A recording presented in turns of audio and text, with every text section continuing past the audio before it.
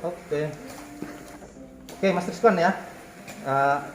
Memang acaranya itu ini acara mau bahas tentang seorang pemuda.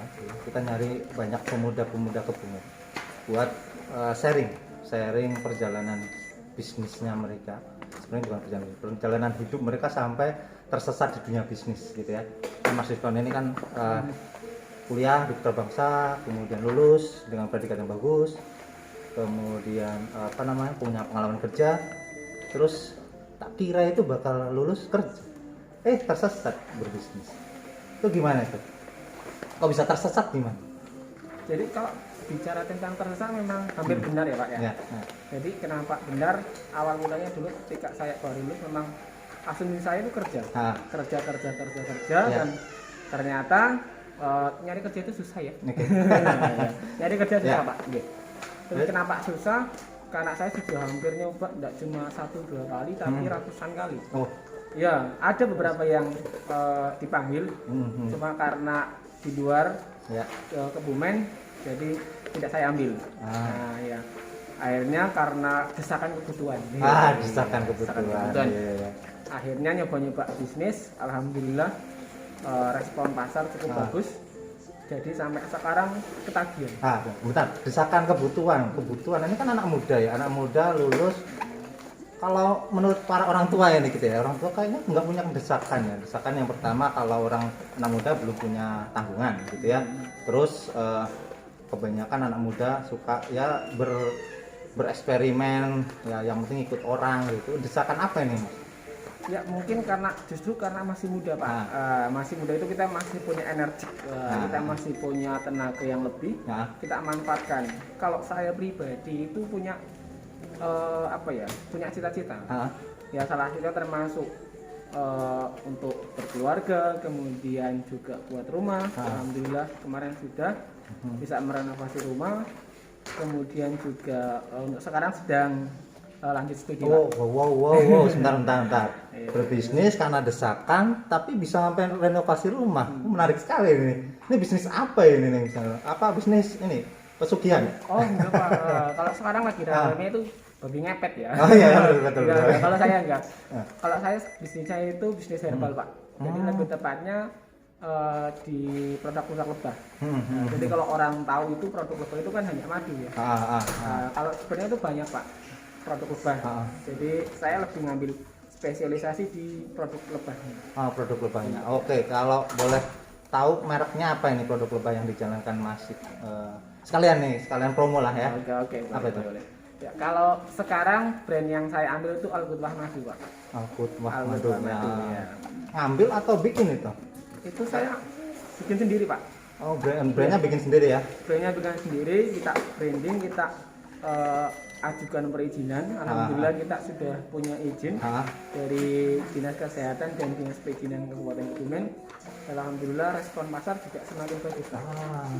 Udah berapa lama ini bisa sampai baru berapa? 1,5 tahun. 1,5 tahun sudah bisa renovasi, udah bisa buat ngumpulin duit jenjang kuliah lagi gitu ya? Ya, alhamdulillah. Nah herbal ya, kok bisa nemu herbal? Karena kan anak muda itu kalau melihat herbal, herbal itu kan biasanya untuk orang tua gitu ya.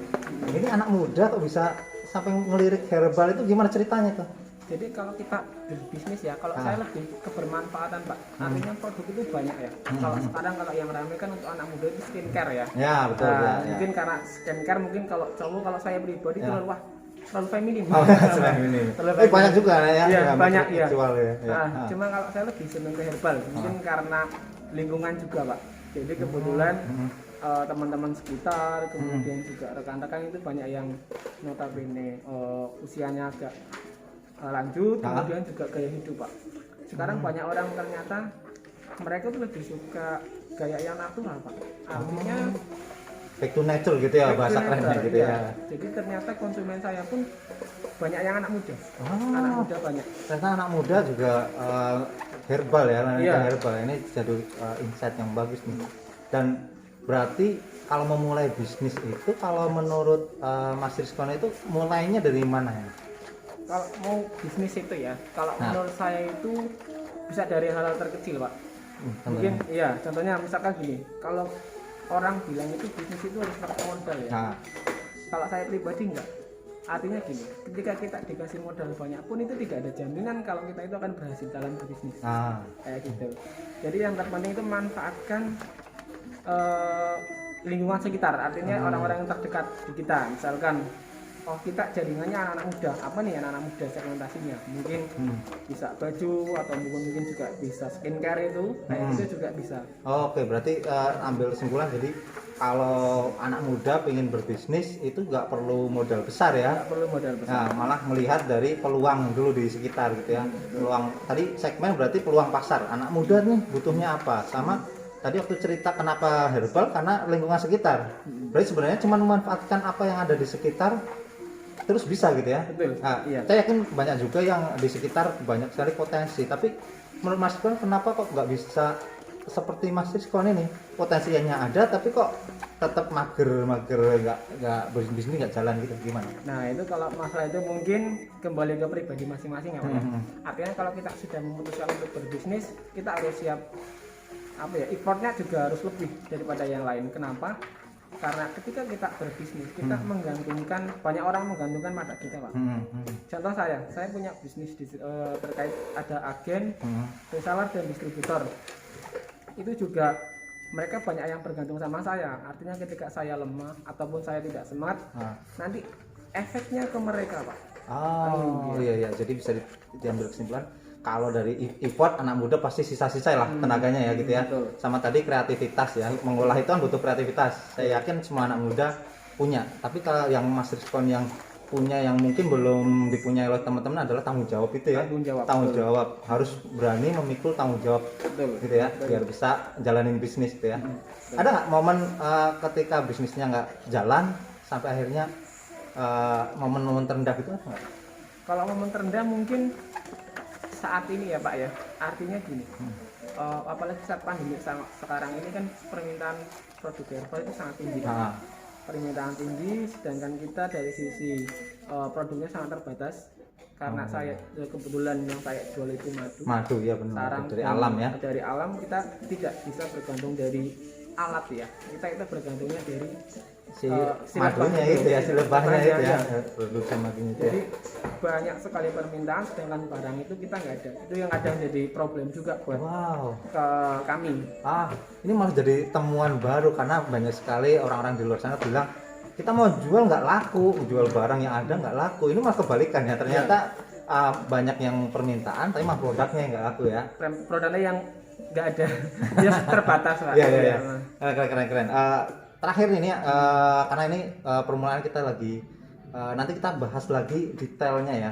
Mas Rizkon minta tolong nanti kita bahas bagaimana sih memulai bisnis teknisnya seperti apa sih gitu kan. Pasti banyak sekali teman-teman yang ngelihat oh bikin bisnis tuh kayak gini, oh kayak gitu ya mah tahu lah. Tapi ketika mereka mau jalanin nabrak sama teknisnya, loh kok kalian nemu masalah kayak gini gimana ya? Nah itu nanti kita bahas di segmen lain ya.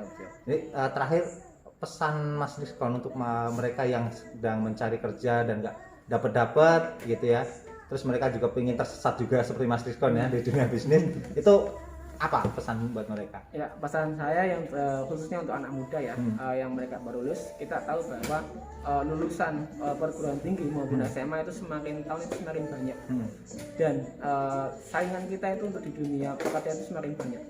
Kalau kita bisa mengambil ke pasar ceruk, kenapa kita harus beralih ke pasar yang cukup banyak dalam arti mencari pekerjaan. Coba sebisa mungkin manfaatkan pasar ceruk teman-teman masing-masing. Nah nanti dari situ teman-teman bisa gali potensinya apa. Artinya bisnis itu tidak harus dimulai dari hal yang besar, cukup yang ada di sekitar. Bahkan saat ini pun bisnis tanpa modal itu ada. Bisnis tanpa modal itu ada.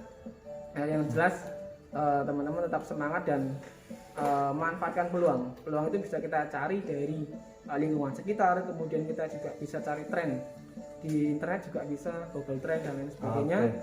Itu bisa kita manfaatkan. Jadi buat teman-teman yang mungkin belum mendapatkan pekerjaan, mungkin jalan hidupnya tidak harus dikerja, tapi coba mulai berbisnis sedikit demi sedikit. Nanti kalau memang selama-lama suka, itu nanti akan bosan sendirinya mencari pekerjaannya. Terjun ke bisnis. Oke, itu ya poinnya adalah nikmatin aja nyari kerja sampai bosen gitu ya. Betul. Oke, terima kasih banyak Mas Rizkon waktunya. Sukses selalu buat bisnisnya. Oke, itu aja. Kita tutup ya. Nah.